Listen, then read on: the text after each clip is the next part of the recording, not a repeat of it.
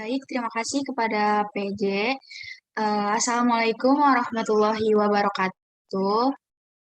Kami dari kelompok 12 ingin memaparkan sebelumnya yang terhormat kepada Bapak Ade Suryanda MSI dan Ibu Anissa Wulan Agus Utami SSI MSI selaku dosen pengampu mata kuliah Biologi Umum. Perkenalkan kami dari kelompok 12 ingin memaparkan materi tentang ekologi dan konservasi. Sebelum masuk materi, ada video yang ingin kelompok kami tampilkan.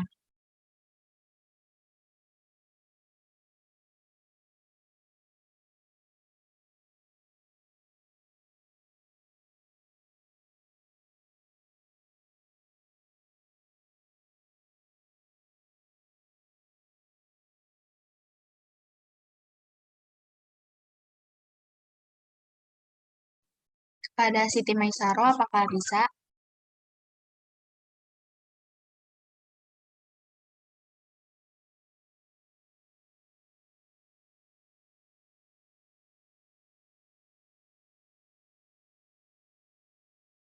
Bentar ya, Mut.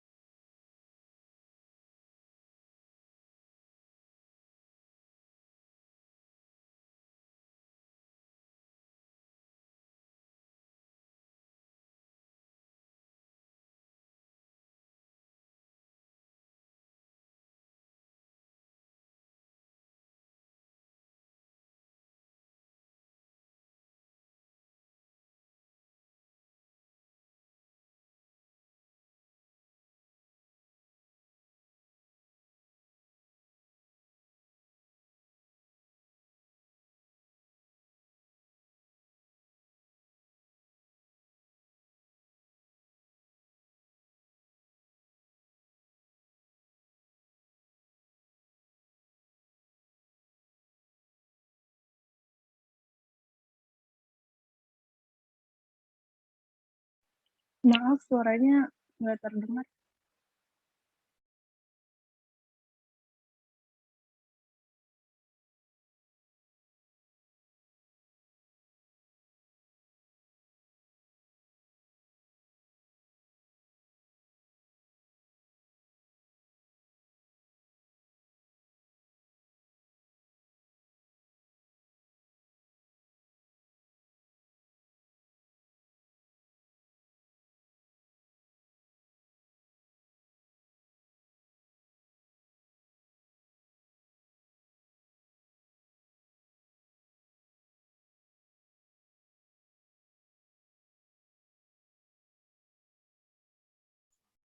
Ini suaranya nggak keluar ya? Mungkin share sound juga belum kali ya? Iya, Pak, sebentar.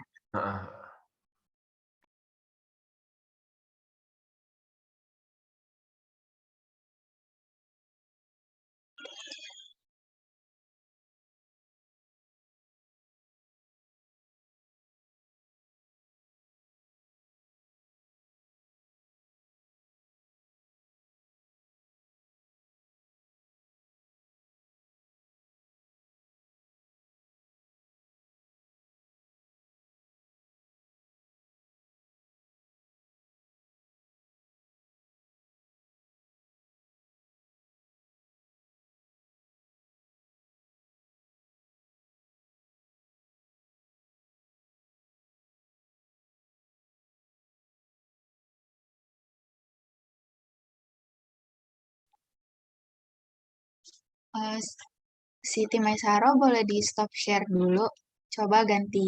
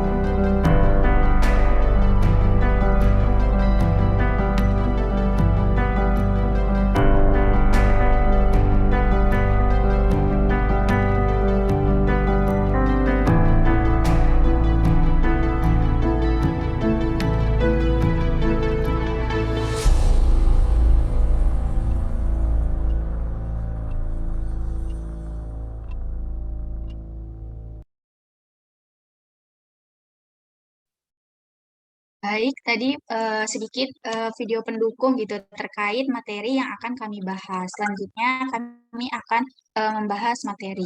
Kepada Raffi Maragani, apakah bisa share screen? Oke, bentar ya.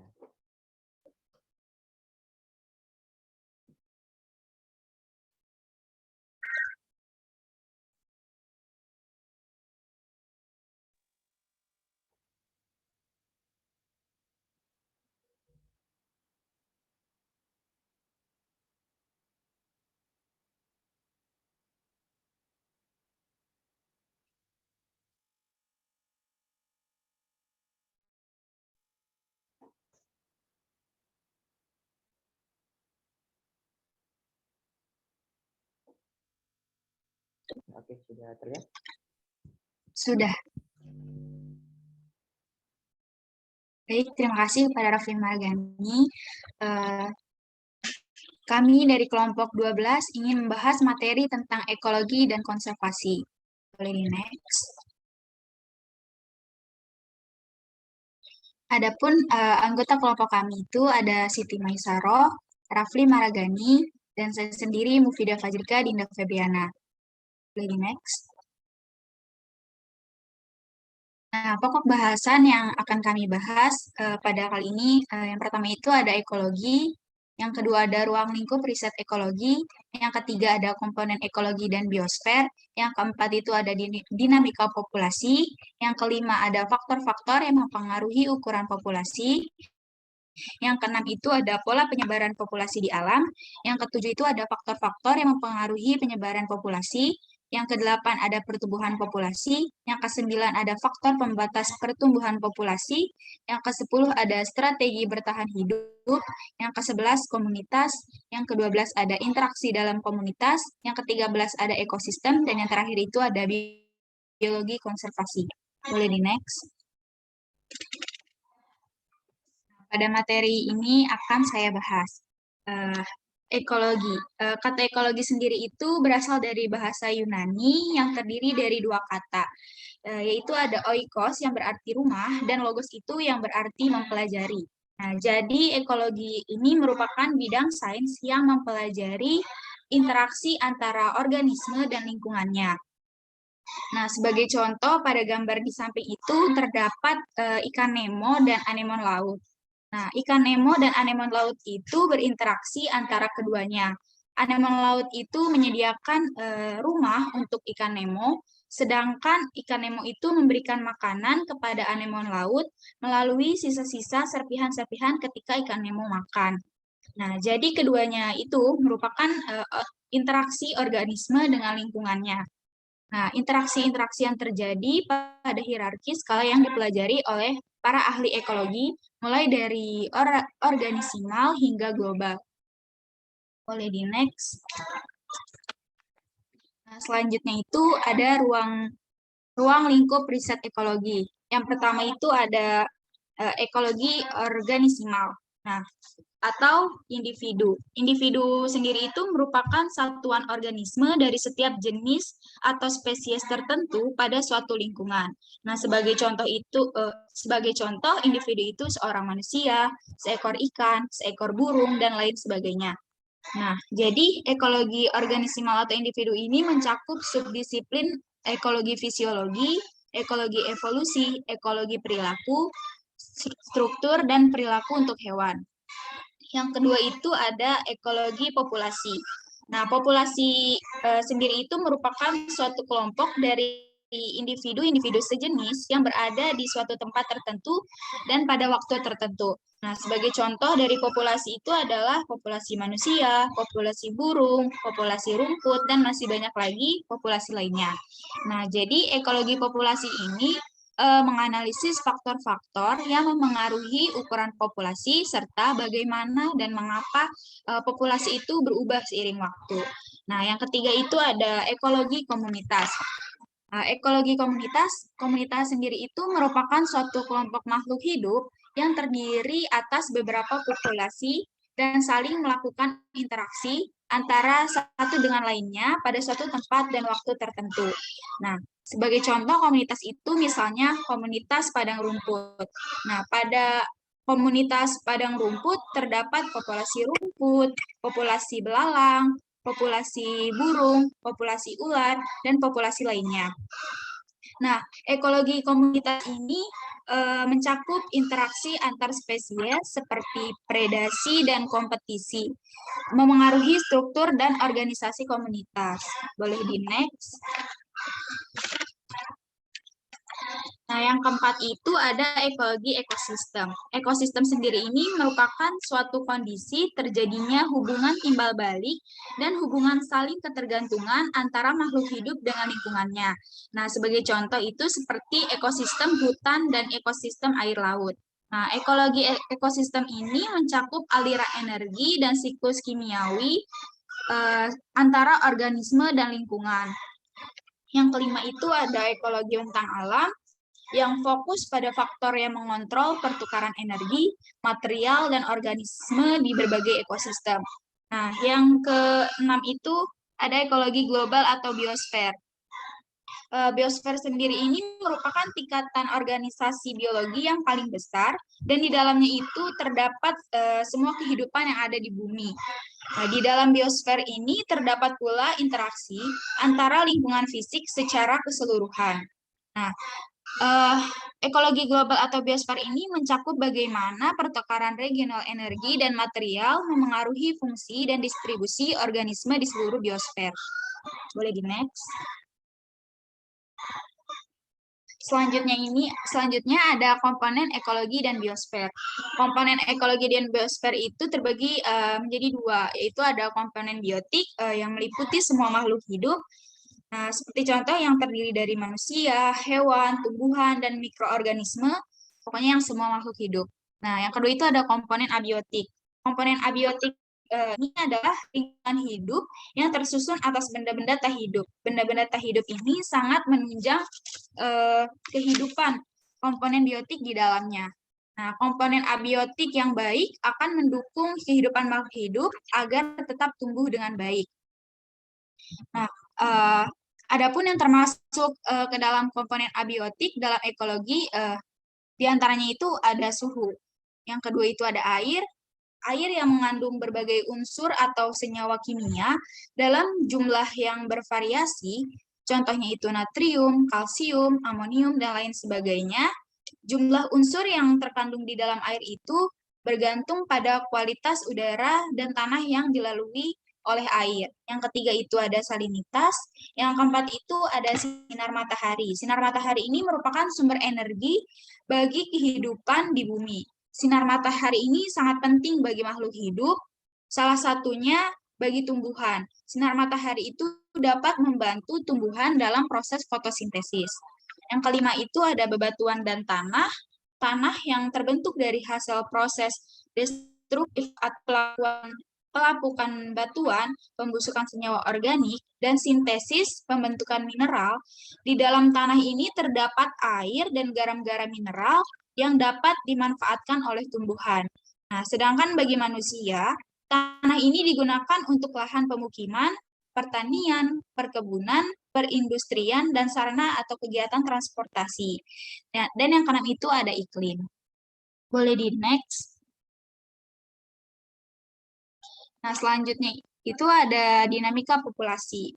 Nah, dinamika populasi ini dibagi menjadi dua kata. Dinamika adalah suatu pertumbuhan atau penurunan yang terjadi pada suatu makhluk hidup, sedangkan populasi adalah sekelompok spesies yang hidup dan berkembang serta tinggal di suatu habitat dengan menggunakan sumber daya alam di habitat itu untuk bertahan hidup. Nah, jadi dinamika populasi ini adalah naik dan turunnya jumlah spesies yang terjadi pada suatu habitat yang disebabkan oleh berbagai macam hal, mulai dari persaingan antar jenis, pemangsaan, hingga kondisi alam yang berubah. Nah, dinamika populasi ini merupakan cabang ilmu yang mempelajari ukuran dan komposisi populasi sebagai sistem yang dinamis. Nah, populasi sendiri itu merupakan sekelompok individu dalam satu spesies yang menempati suatu habitat yang menggunakan sumber daya dengan cara yang sama dan dipengaruhi oleh faktor-faktor alam. Nah, untuk mengetahui bagaimana dinamika populasi suatu spesies itu, maka diperlukannya adanya kepadatan atau densitas populasi. Kepadatan populasi ini berubah menurut waktu. Boleh di next. Nah, kepadatan itu sendiri merupakan jumlah individu suatu spesies per satuan luas atau volume.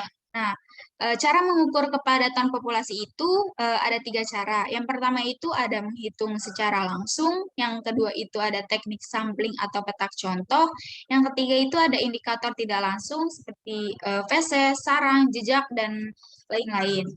Nah, faktor-faktor yang mempengaruhi ukuran populasi itu ada kelahiran, kematian, emigrasi, dan imigrasi. Boleh di next.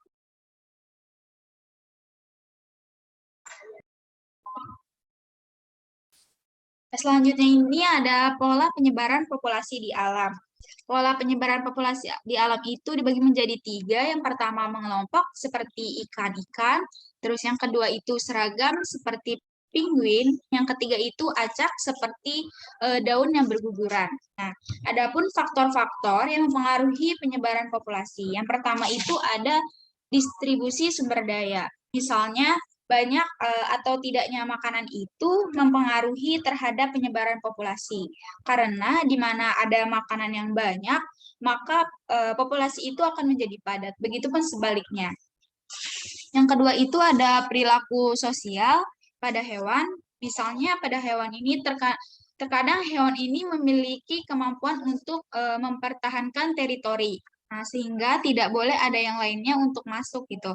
Nah, misalnya ini pada monyet. Monyet akan memiliki teritori, nanti biasanya daerah yang ia tempati tersebut itu dipipisin supaya tidak ada organisme lain yang masuk atau misalnya hewan-hewan lain yang memiliki perilaku untuk menghambat kedatangan hewan lain itu bisa juga memengaruhi terhadap pola penyebaran populasi alam.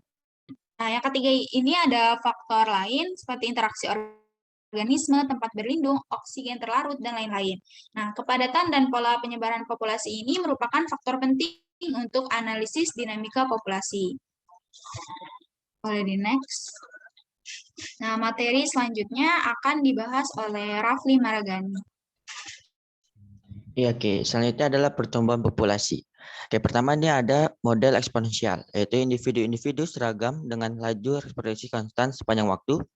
Lalu tidak adanya persaingan di antara individu-individu dan juga selalu tersedia ruang dan makanan untuk mendukung populasi. Jarang terjadi untuk model eksponensial ini jarang terjadi di alam karena kurva pertumbuhan populasinya berbentuk J.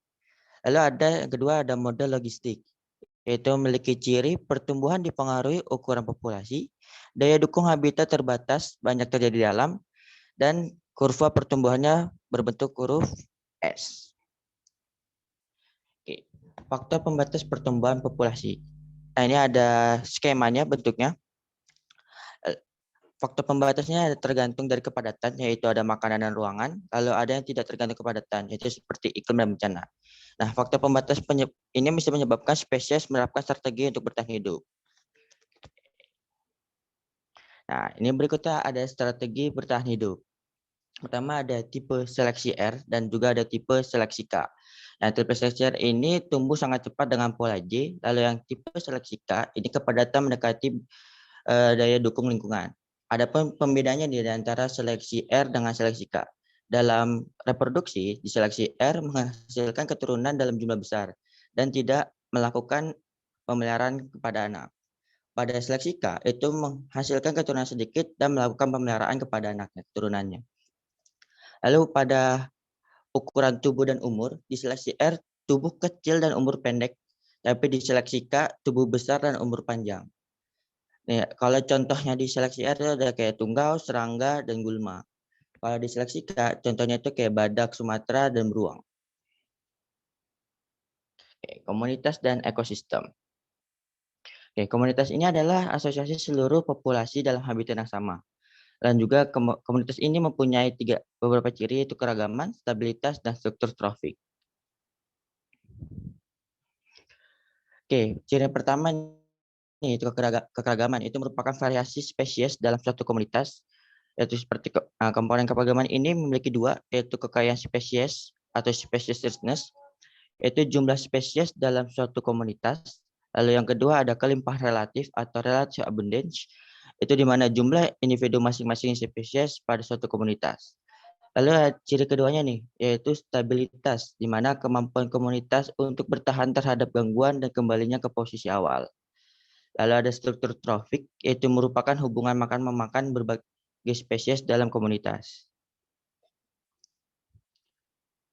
Oke, selanjutnya interaksi dalam komunitas.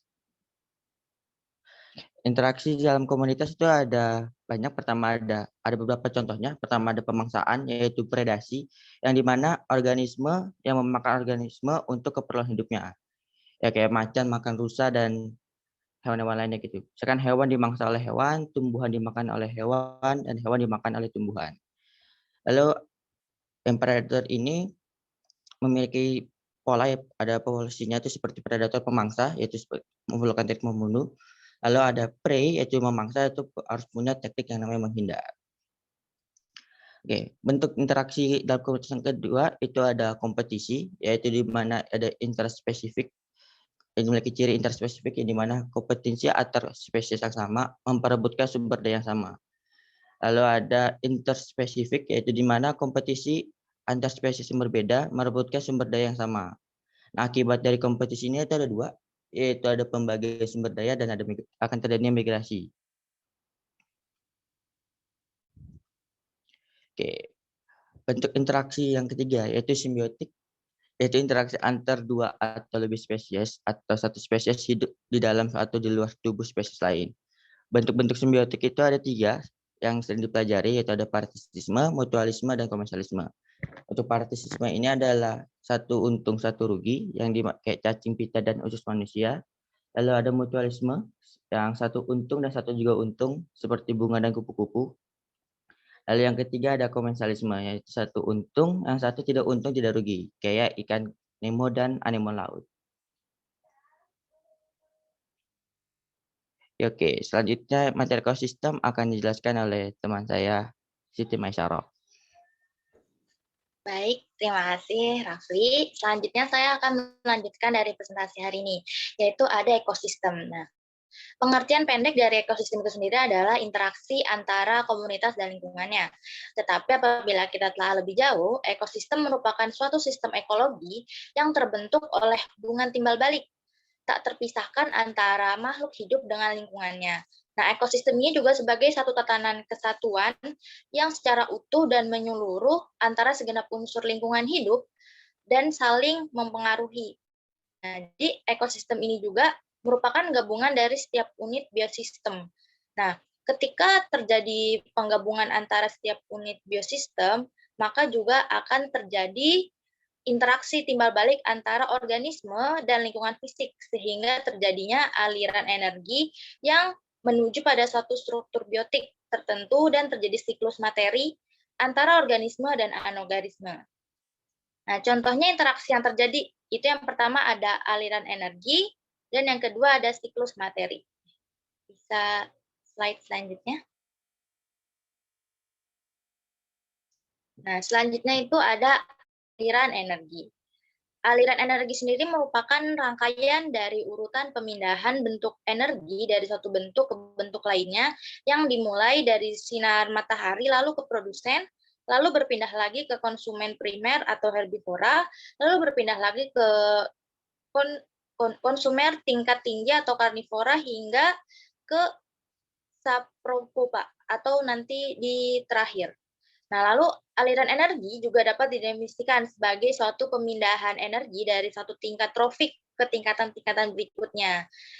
Nah, pada tingkatan trofik itu sendiri juga terdapat suatu aliran energi kimia yang dimana berubah dari bahan organik kemudian dimanfaatkan oleh organisme untuk pertumbuhan serta perkembangan dari organisme tersebut. Nah, pada ekosistem ini bisa berupa aliran energi pada peristiwa rantai makanan, jaring-jaring makanan, piramida ekologi, serta pada tingkat trofik. Lalu pada aliran energi ini juga terjadi nih hukum 10%, di mana hanya 10% dari energi yang bawahnya dapat dimanfaatkan. Maksudnya dari energi 10% ini adalah contohnya produsen menghasilkan energi dengan besar 20 kilokalori setiap meter persegi tiap tahunnya.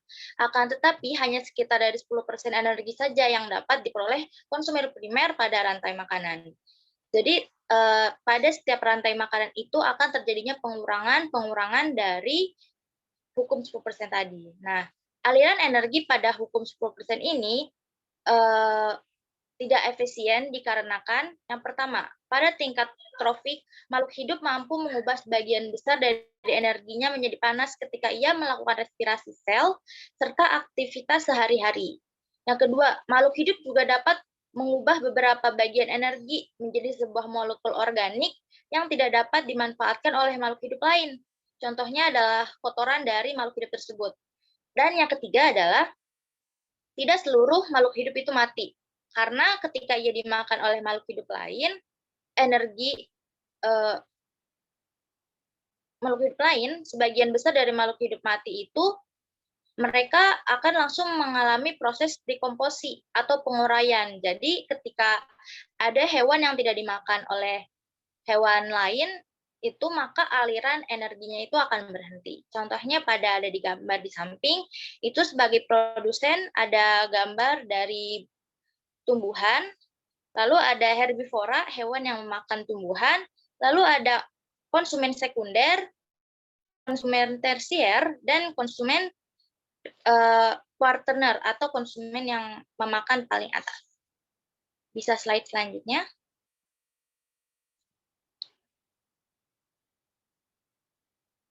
Nah, selanjutnya itu ada siklus materi.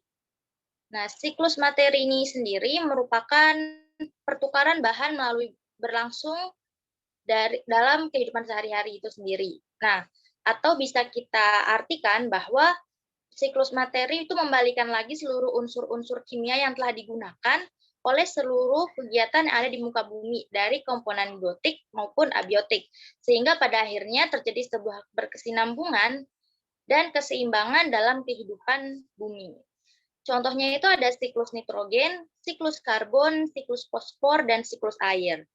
Siklus karbon sendiri merupakan siklus biogeokimia, di mana karbon melakukan pertukaran di biosfer, hidrosfer, dan atmosfer bumi, atau objek astronomis lainnya yang melakukan siklus karbon. Nah, dalam siklus ini terjadi nih pertukaran antara karbon utama dengan reservoir lainnya. Nah, reservoir yang lainnya itu adalah atmosfer atau biosfer, di mana pada terjadinya siklus karbon ini akan mengaktifkan lagi karbon-karbon yang telah terbuang sehingga terjadinya karbon baru. Lalu yang kedua ada siklus nitrogen atau daur nitrogen, di mana merupakan suatu proses konversi senyawa yang mengandung unsur nitrogen menjadi bentuk berbagai macam-macam dalam bentuk kimiawi lainnya. Nah, transformasi ini terjadi dapat secara biologis maupun non-biologis. Nah, beberapa proses penting dari siklus nitrogen ini merupakan seperti pertama ada fiksasi nitrogen, mineralisasi, nitrifikasi, denitrifikasi. Nah, walaupun dalam kehidupan ini banyak sekali nitrogen, tetapi banyak juga gas-gas yang tidak aktif. Nah, hanya beberapa organisme yang mampu untuk mengkonversi hal tersebut menjadi senyawa organik yang biasanya disebut dengan fiksasi nitrogen. Selanjutnya ada siklus hidrologi atau siklus air. Nah, di mana merupakan sirkulasi air yang tidak pernah berhenti dari atmosfer ke bumi dan kembali lagi ke atmosfer melalui kondensasi, peresipitasi, evaporasi, dan transpirasi. Nah, pemanasan air laut secara terus-menerus itu juga merupakan kunci dari siklus hidrologi, yang dimana air berevaporasi kemudian jatuh lagi sebagai peresipitasi dalam bentuk hujan, salju, es, hujan gerimis, ataupun kabut. Dan yang terakhir ada siklus fosfor,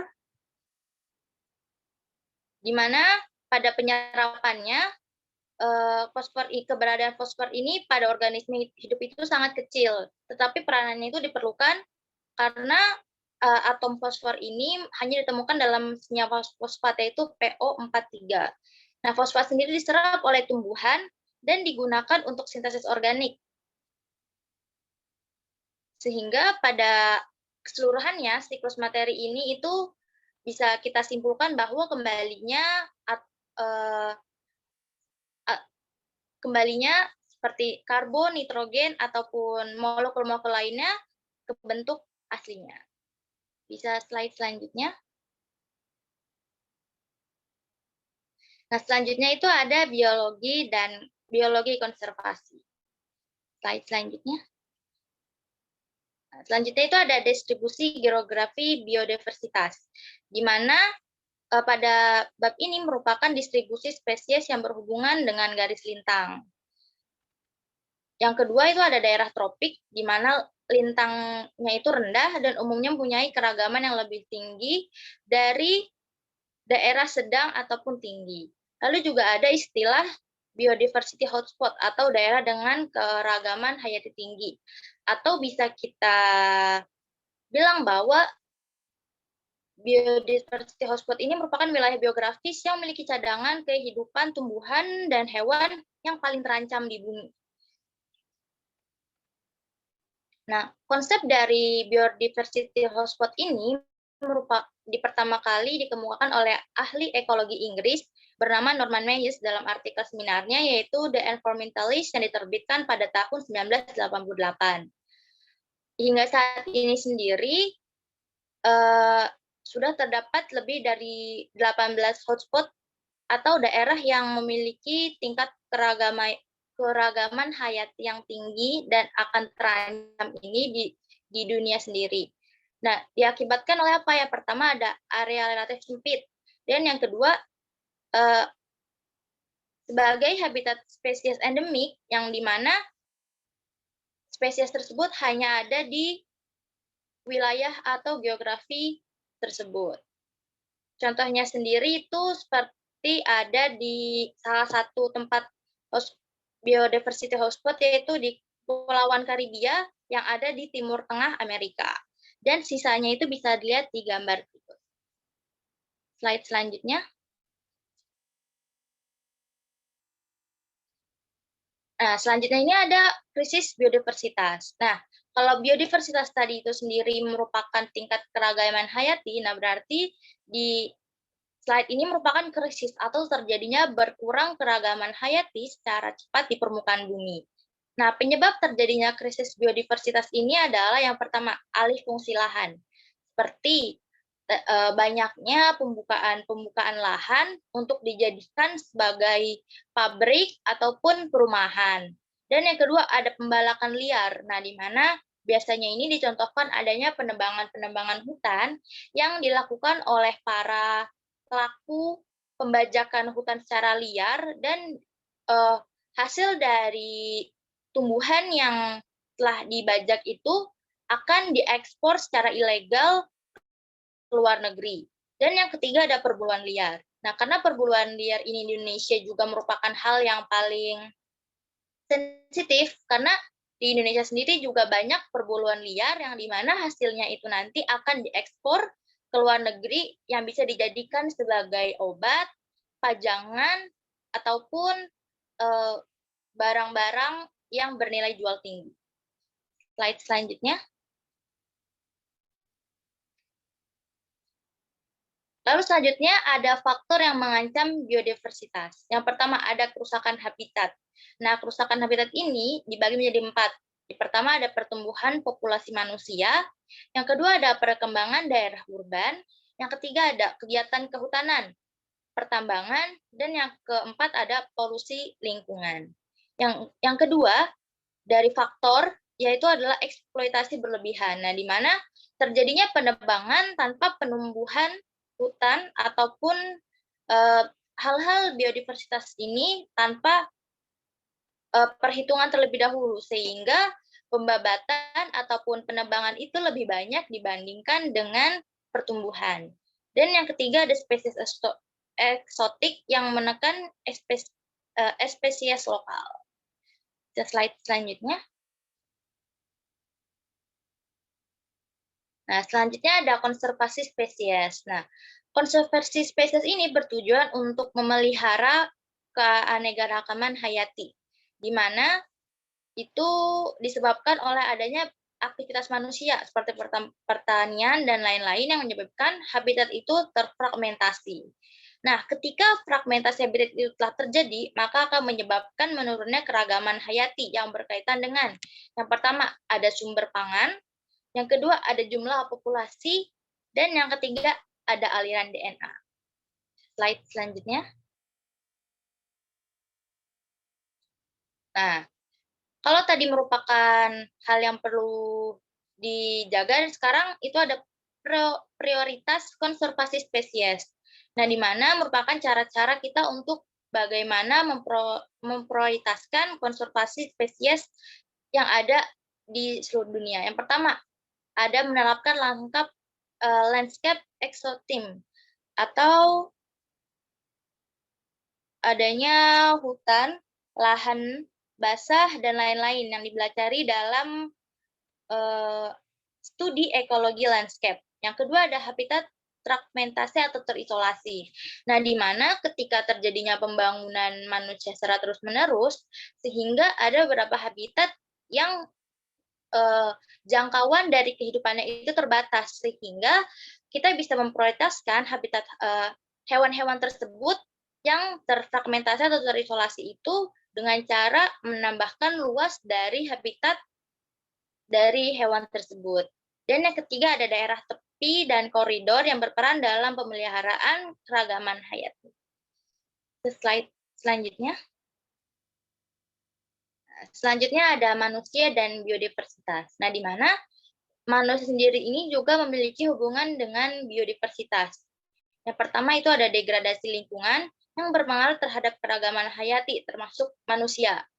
Dan yang kedua itu ada manusia tergantung pada keragaman ekosistem, di mana bisa berupa organisme dengan produknya, dan yang kedua ada peranan organisme dalam ekosistem, di mana contoh dari hubungan manusia dan diversitas ini adalah pada gambar di samping, yaitu ada tumbuhan kina. Nah, tumbuhan kina ini mampu menjadi obat bagi manusia itu sebagai obat malaria. Jadi manusia itu juga bergantung kepada biodiversitas dalam kehidupan sehari-hari. Bisa slide selanjutnya. Nah, yang terakhir dari materi ini adalah pengaruh teknologi dan limbah terhadap lingkungan. Yang pertama, konsumsi energi bertambah. Ketika teknologi juga semakin maju, maka konsumsi energi baik dari manusia ataupun hewan itu juga akan semakin bertambah karena terjadinya peningkatan dari manusia itu sendiri. Yang kedua, ada penurunan sumber daya secara cepat. Nah, ketika populasi manusia semakin banyak di muka bumi, maka juga perlu sumber daya yang semakin cepat dan semakin banyak, sehingga sumber daya yang ada di lingkungan ini akan menurun secara cepat. Yang ketiga, meningkatnya polutan seperti gas CFC atau gas freon yang ada di AC ataupun alat pendingin, gas SO2, NO2, dan lain-lain. Nah, ini juga diakibatkan adanya peningkatan kemajuan dalam teknologi, sehingga manusia itu selalu bermaju dalam perkembangan teknologi, dan ketika perkembangan teknologi itu sendiri telah maju, maka impact-nya kepada bumi ini adalah meningkatnya polutan. Dan yang terakhir ada akumulasi residu dalam tubuh atau biological magnification.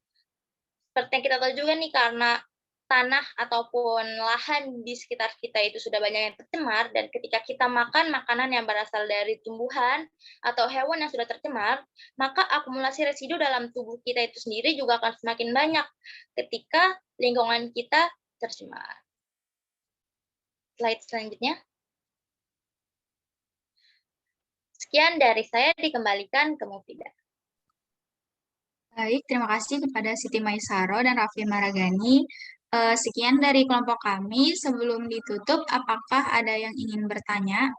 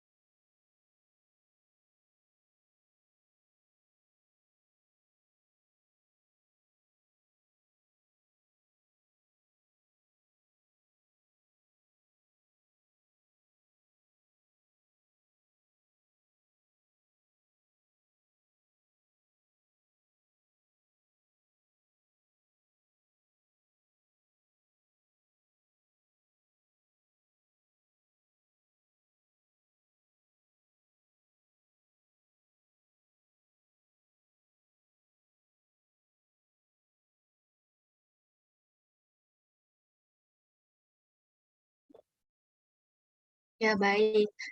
Di sini sudah ada 3 penanya. Yang pertama itu Syifa Rahmawati. Kepada Syifa Rahmawati dipersilahkan.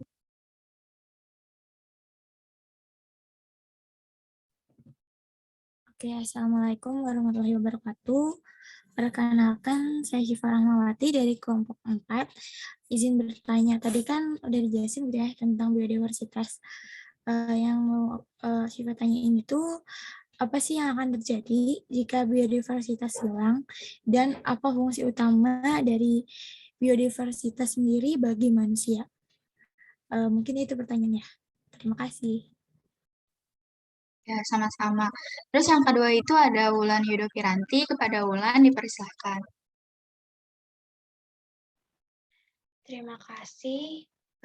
Izin bertanya mengenai, sebelumnya perlu kita ingat bahwa kan ada kelompok mikroorganisme seperti virus dan bakteri ya, yang ada pada lingkungan hidup kita. Nah, pada saat upaya konservasi spesies itu, kemungkinan besar itu bakal ada penyebaran virus dan bakteri yang ada pada organisme yang sedang dilakukan konservasi. Nah, mengenai hal tersebut, bagaimana sih upaya agar makhluk hidup dan lingkungan yang ingin dilestarikan itu terhadap munculnya virus dan bakteri yang berpotensi mengganggu makhluk hidup, khususnya manusia gitu. Apa cukup dimengerti? Cukup, Wulan. Terima kasih. Selanjutnya ada Isdawantio. Pada Isdawantio dipersilahkan.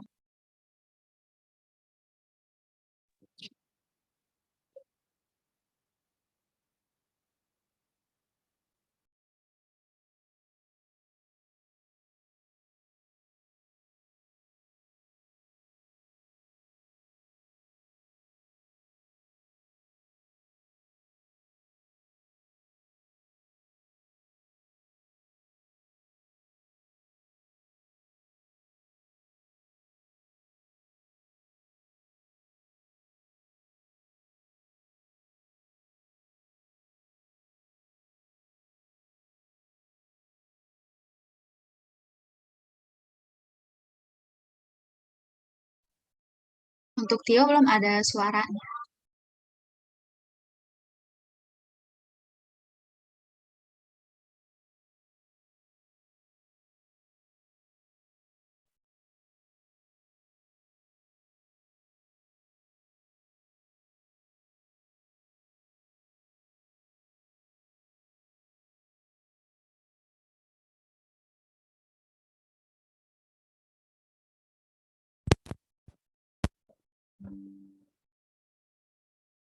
Halo, apakah suara saya terdengar?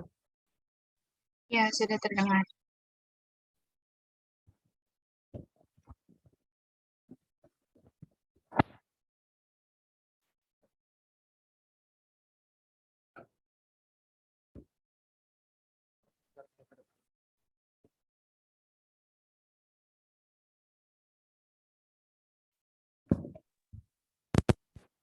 Yuk, bilang aja.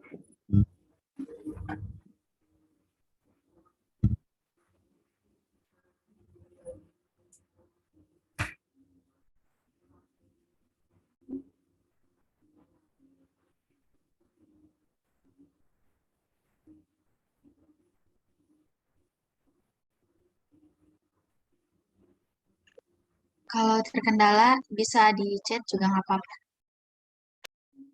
Maaf, sebelumnya saya ganti. Apakah suara saya terdengar?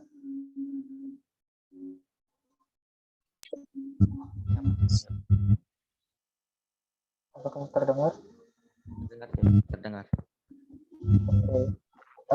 Tadi kan terima kasih sebelumnya izin bertanya. Tadi kan Rafli menjelaskan tentang simbiosis interaksi antar makhluk hidup. Ada simbiosis mutualisme, komensalisme, dan parasitisme. Kan ada 3 gitu ya. Ada nggak sih simbiosis lahir yang interaksinya itu kan misalkan kedua-keduanya rugi gitu. Mungkin itu aja. Ada nggak? Boleh dijelaskan nanti. Terima kasih. Oke. Terima kasih, Tio. Sebelum kami menjawab pertanyaan, izinkan kami untuk berdiskusi terlebih dahulu. Untuk menunggu kami berdiskusi, ada video yang ingin kami tampilkan.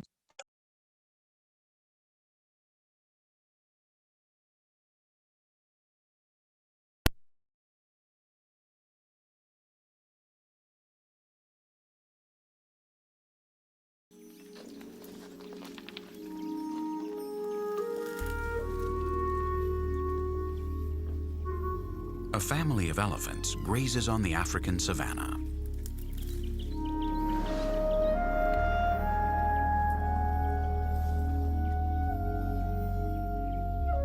Only elephants and humans are capable of decisively transforming their landscapes.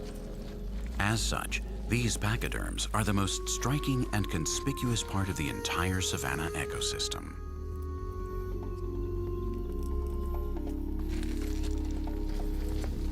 But for these flatlands to work, the presence of a myriad of other less spectacular plants and animals is required.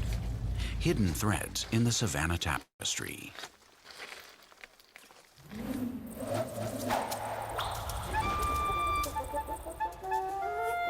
An elephant shrew runs through a series of narrow lanes covered by the savanna grasses. Tunnels in the grass conceal him from his enemies, and he can easily take shortcuts to safer areas if he is attacked. But mere invisibility does not exempt him from danger, especially here in the world of giants.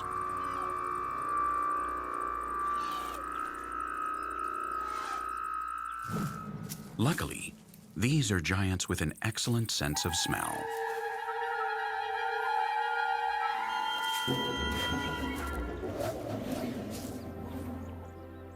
Like the elusive elephant shrew, thousands of animals play their anonymous part, helping to maintain the equilibrium of the savanna. And most of the world doesn't even know they exist.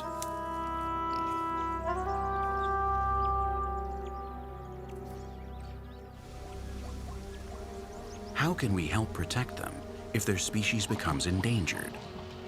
Who among us is educated and cultured enough to bother with such seemingly plain animals within the global ecology network? Conservation in the early 21st century is focused on protecting whole ecosystems. We are aware that most of the relationships that keep these fragile worlds in balance are unknown to us. And we are equally aware of the importance of every creature in the global ecology of the planet.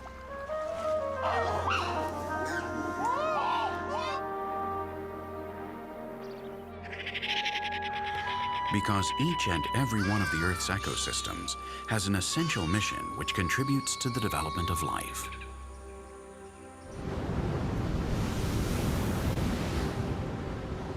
Oceans are the planet's largest carbon drains, home to the world's highest concentration of biodiversity, and the main regulators of water and atmospheric cycles. Rainforests and jungles regulate the climate, fix levels of atmospheric carbon, prevent erosion, fertilize the soil, and clean the air and water. Mountains feed the watersheds, regulate rainfall, and create and protect the soil.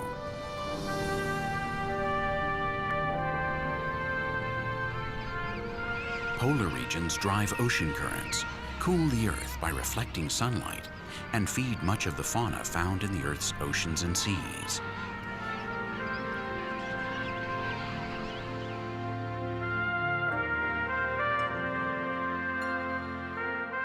Even deserts and dry areas retain underground humidity, contribute to the world's climatology, and spread sediments and nutrients throughout the air and water. They all have a role in the great mechanism of life. And it all works thanks to the interweaving of millions of living creatures, many of which are still unknown to us.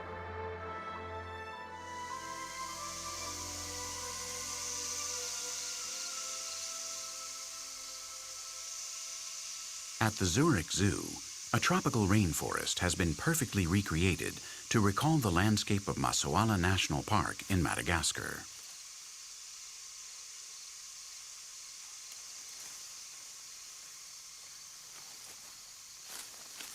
Visitors to the park discover a fascinating jungle they had never even heard of before now.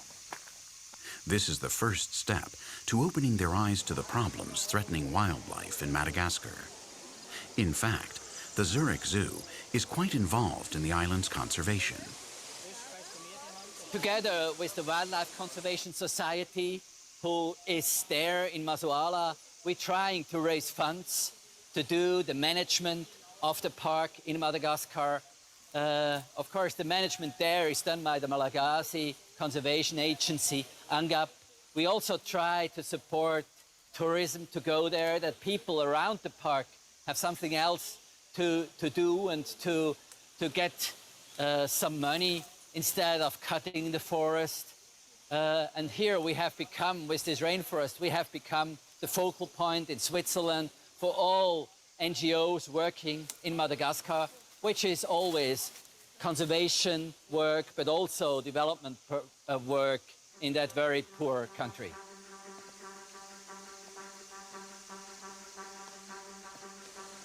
Off-site conservation work in zoos not only helps to save those species that are in danger of extinction, but can also reveal marvelous surprises.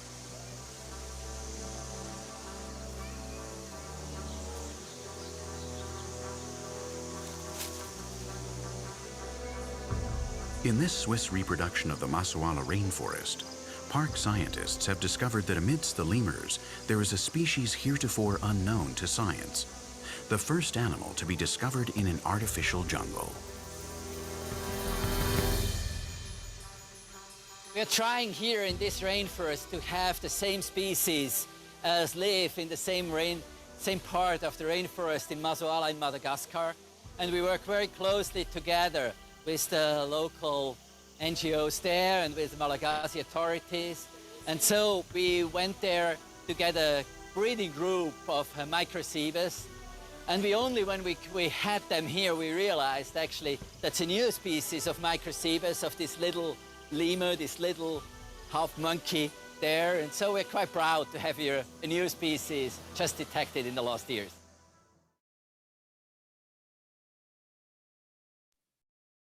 Baik, selanjutnya kami akan menjawab pertanyaan-pertanyaan. Nah, yang pertama itu izinkan saya untuk menjawab pertanyaan dari si Rahmawati. Rahmawati bertanya, apa yang akan terjadi jika biodiversitas hilang dan apa fungsi utama biodiversitas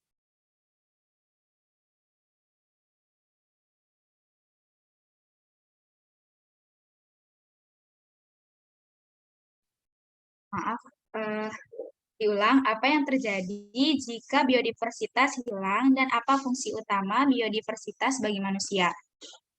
Nah, berdasarkan hasil diskusi kelompok kami, hilangnya keanekaragaman hayati merupakan peristiwa penurunan keanekaragaman hayati atau biodiversitas. Nah, disebabkan oleh punahnya spesies, tumbuhan atau hewan di seluruh dunia. Nah, hilangnya spesies secara lokal di habitat, perubahan kecil pada kondisi biodiversitas yang stabil dan sehat dapat berpengaruh dramatis pada jaring-jaring makanan dan rantai makanan. Nah, hilangnya satu spesies dapat berdampak buruk pada keseluruhan rantai yang mengarah pada penurunan keseluruhan keanekaragaman hayati. Nah, keanekaragaman hayati yang berkurang juga mengarah pada penurunan manfaat ekosistem dan pada akhirnya menimbulkan bahaya langsung bagi ketahanan pangan yang berdampak bagi manusia. Nah, ada beberapa manfaat keanekaragaman hayati bagi manusia. Di antaranya itu ada nilai biologi, nilai pendidikan, nilai estetika dan budaya, nilai ekologi, nilai religius. Nah, untuk nilai biologi sendiri itu misalnya kebutuhan pangan, sandang, obat instan, bahan bangunan, dan oksigen. Nah, seluruh penduduk di dunia, kebutuhan makanannya itu bergantung pada tumbuhan dan hewan yang langsung diambil dari alam. Nah, untuk nilai pendidikan itu keanekaragaman hayati dapat digunakan sebagai pembelajaran dan sumber penelitian. Nah, misalnya masih dilakukan penelitian dalam pencarian potensi suatu organisme, mencari sumber alternatif energi dan pangan, maupun pelestarian alam. Nah, untuk nilai estetika dan budaya, itu memberikan keindahan sebagai sarana untuk memberikan rasa kepuasan dan kebahagiaan pada orang yang menikmatinya. Nah, untuk nilai ekologi itu keberadaan keanekaragaman hayati pada suatu daerah sangat berperan besar gitu untuk menjaga proses ekosistem seperti daur zat dan aliran energi. Keberadaan keanekaragaman hayati berupa keanekaragaman tumbuhan itu mempunyai peran besar dalam menjaga tanah dan terjaganya proses fotosintesis. Nah, yang terakhir itu ada nilai religius. Nah, keanekaragaman hayati juga memiliki fungsi untuk meningkatkan kita, mengingatkan kita akan kebesaran Tuhan yang telah menciptakan alam raya ini dengan berbagai macam keindahan. Nah, manfaat keanekaragaman hayati mampu meningkatkan kesejahteraan manusia dengan memenuhi kebutuhan primer maupun sekunder. Kebutuhan primer itu merupakan kebutuhan yang harus terpenuhi atau mutlak meliputi sandang, pangan, papan, dan udara segar. Nah, sedangkan kebutuhan sekunder itu bertujuan untuk memenuhi kenikmatan hidup meliputi rekreasi dan transportasi. Apakah sudah terjawab, Siva?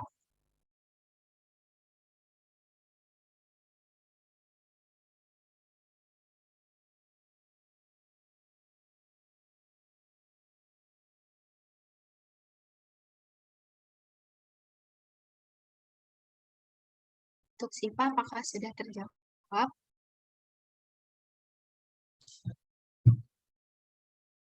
Ya, sambil menunggu jawaban dari Siva, pertanyaan selanjutnya akan dijawab oleh rekan saya.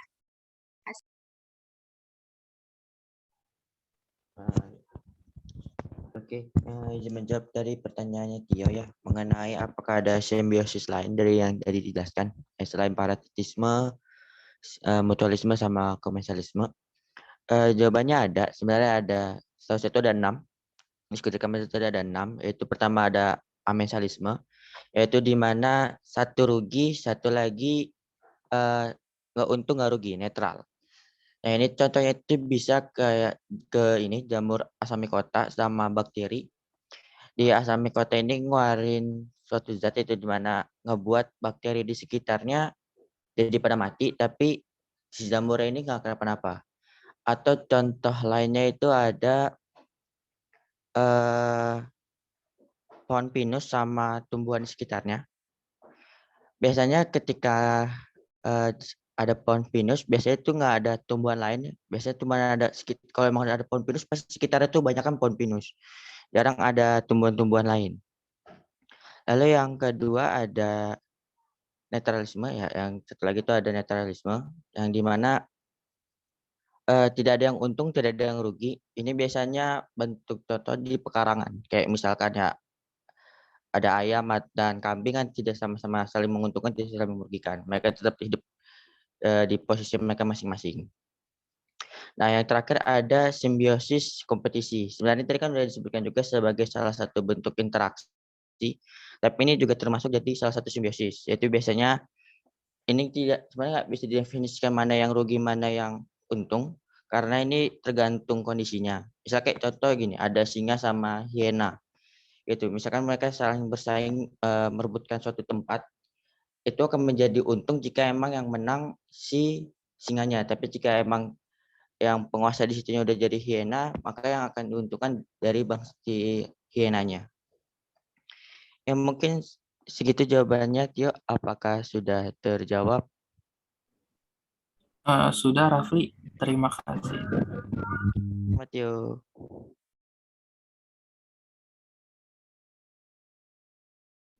Baik, selanjutnya saya akan menjawab pertanyaan dari Wulan. Kalau tidak salah intinya itu bagaimana cara melestarikan makhluk hidup dari bakteri dan virus yang biasanya itu menyebar kepada manusia. Nah, kalau menurut saya sendiri itu dibagi menjadi 2. Itu menjadi di mana kita melestarikan secara khusus dan secara umum. Secara khusus ini di mana kita benar-benar melestarikan suatu makhluk hidup seperti tumbuhan ataupun hewan yang benar-benar dijaga.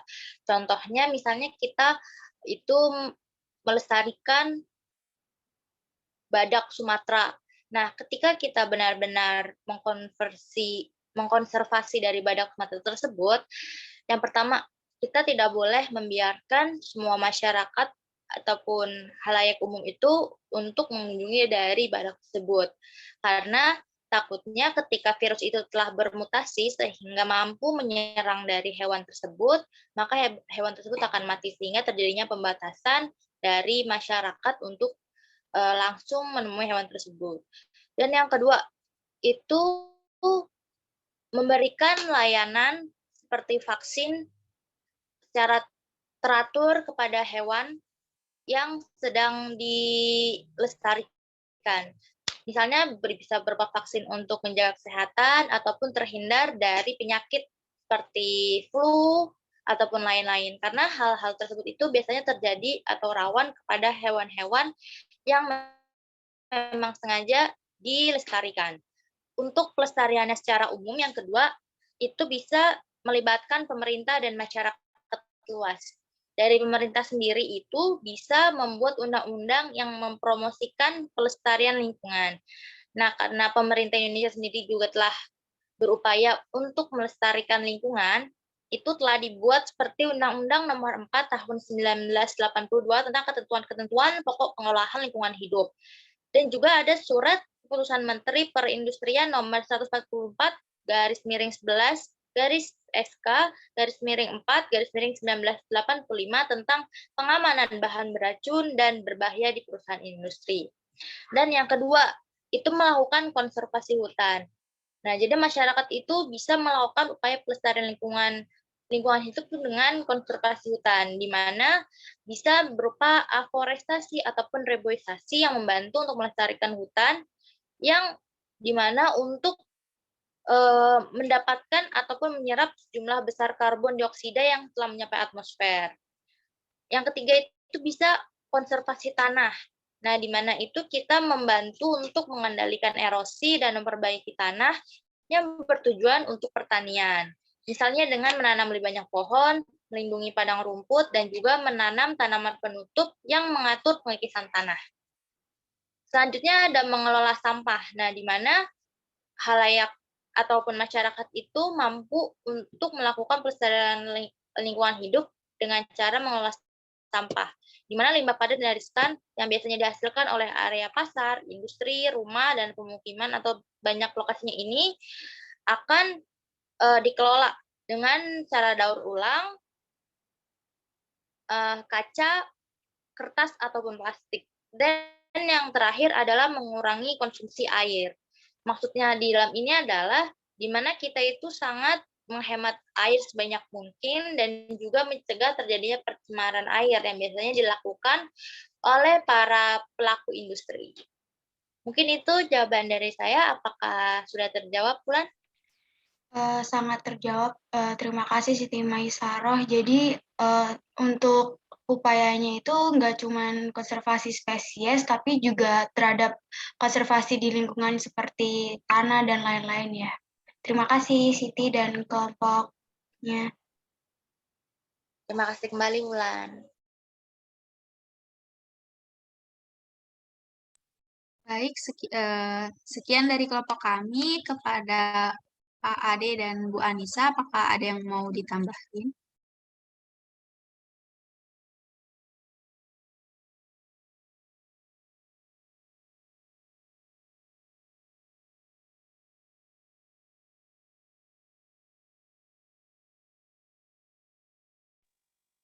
Mungkin dari Pak Ade terlebih dahulu ya.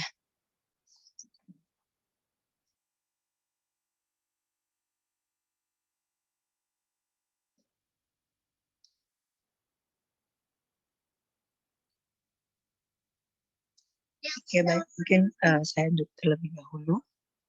Sebenarnya kalau kita berbicara ekologi, juga kadang ya kita berbicara dengan kelestarian alam. Namun umumnya kita mungkin ya manusia terlalu serakah kadang tuh untuk mengembangkan suatu keinginan ya ataupun kebutuhan untuk mencukupi kebutuhan sehari-hari. Misalnya saja untuk minyak sawit misalnya, minyak goreng yang diperoleh dari sawit. Nah, itu kan demand-nya sangat tinggi. Nah, sedangkan untuk penanaman sawit sendiri itu akan berdampak besar kepada lahan, misalnya hutan, dari baik tadi ada ekosistem dan juga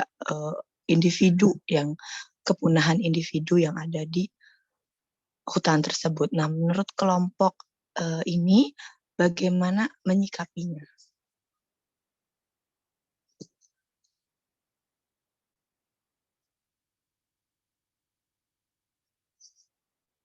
Tadi juga jawabannya sudah sangat bagus ya terkait dari pertanyaan yang diajukan oleh teman-teman.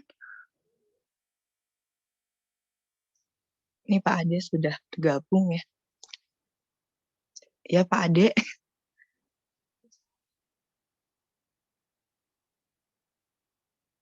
Oke baik Pak, sepertinya Pak Ade sedang ada kegiatan lain. Silahkan dijawab terlebih dahulu tanggapan dari kelompok ini.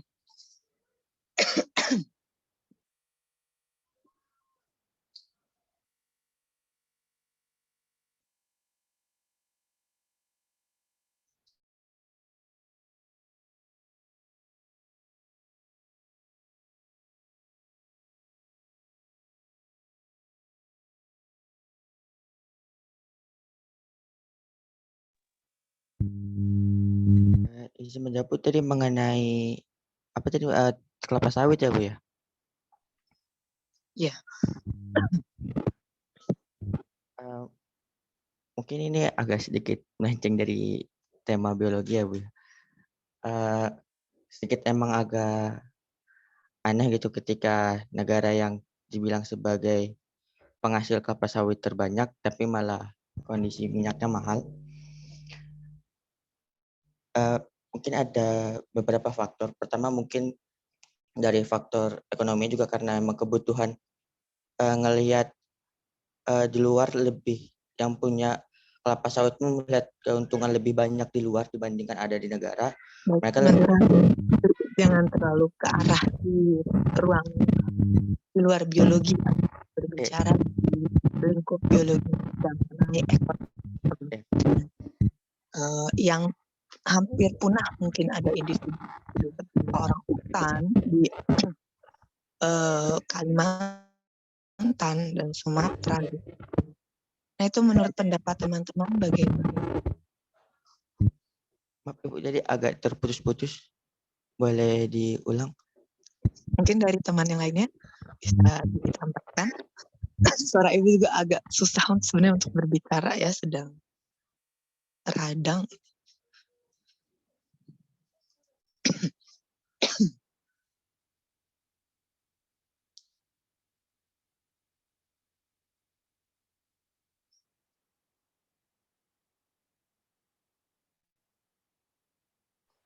Mungkin saya izin menjawab terlebih dahulu selagi teman-teman kelompok yang lain.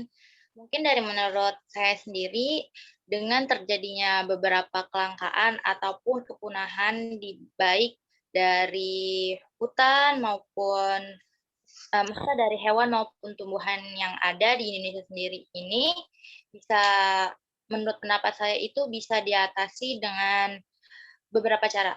Yang pertama itu seperti yang tadi, pada dasarnya masyarakat Indonesia sendiri kan pasti memiliki kiblat dari pemerintah.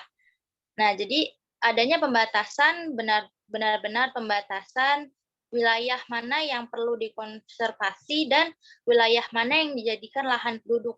Jadi terjadinya keseimbangan antara ruang lingkup manusia dan ruang lingkup dari tumbuhan ataupun hewan.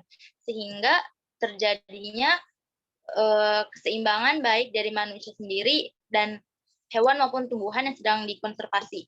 Dan juga bagaimana caranya untuk seperti melakukan pembatasan terhadap perburuan liar maupun hal-hal yang mampu untuk menurunkan tingkat kehidupan dari individu-individu yang hampir punah itu pada dasarnya dari naluri manusia itu sendiri. Karena ketika manusia itu telah mengetahui bahwa hewan-hewan ataupun tumbuhan tersebut benar-benar berguna baik secara dari hutan sendiri maupun sebagai jenis yang benar-benar dilestarikan, ketika manusia itu sadar bahwa itu penting, maka manusia itu pasti tidak akan melakukan hal-hal yang mampu untuk mengurangi tingkat kehidupan dari individu. Nah, jadi perlunya penalaran antara manusia itu sendiri terhadap kepentingan dari hewan ataupun tumbuhan yang sedang dikonservasi atau dilestarikan. Mungkin itu dari saya, mungkin teman-teman yang lain ingin membantu menjawab.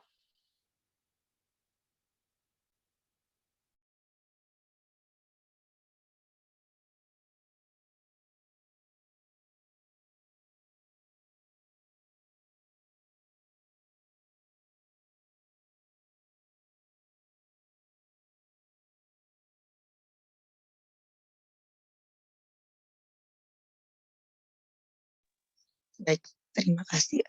Yang lainnya, apakah ada tanggapan? Terima kasih, Siti. Jadi memang ini merupakan permasalahan yang cukup panjang dan tidak berhenti-berhenti, jadi suatu polemik ya tentang pembukaan hutan untuk lahan kelapa sawit, karena ini juga berdampak pada ekosistem dan juga kelangkaan pada suatu individu ya, dari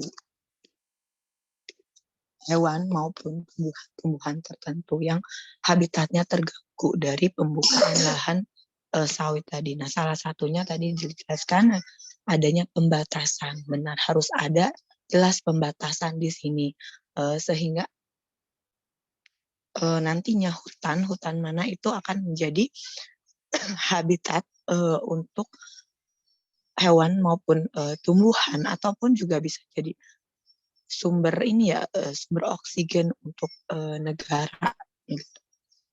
Karena kan jika hutan sudah tidak ada, nah itu juga akan berdampak pada ekosistem ataupun bencana, akan menimbulkan bencana ya, karena tidak ada penyerapan misalnya. Seperti itu. Yang lainnya bagaimana? Dari Pak Ade, mungkin Pak Ade ini ahli ekologinya sebenarnya. Beliau ahli ekologi terutama di bidang marin juga. Mungkin dari fisika harusnya ada diversitas sumber energi yang terbaru ya. Tidak hanya mengandalkan kelapa sawit sebagai penghasil minyak goreng misalnya, seperti itu. Ini PR juga buat kita, apakah ada pengganti minyak goreng ataupun diversitas dari sumber energi yang terbarukan. Mungkin dari saya cukup. Jika ada tambahan, teman-teman bisa menambahkan di LMS ya, di forum ataupun lewat WA group. Kebetulan juga waktunya sudah habis. Silahkan ditutup dulu untuk kelompok penyaji. Baik, terima kasih kepada Bu Anissa atas tambahan materinya. Sekian dari kelompok kami. Apabila ada kekurangan dan kesalahan, mohon dimaafkan. Wassalamualaikum warahmatullahi wabarakatuh. Waalaikumsalam warahmatullahi wabarakatuh. Baik, terima kasih kepada kelompok 12 yang sudah presentasi pada hari ini.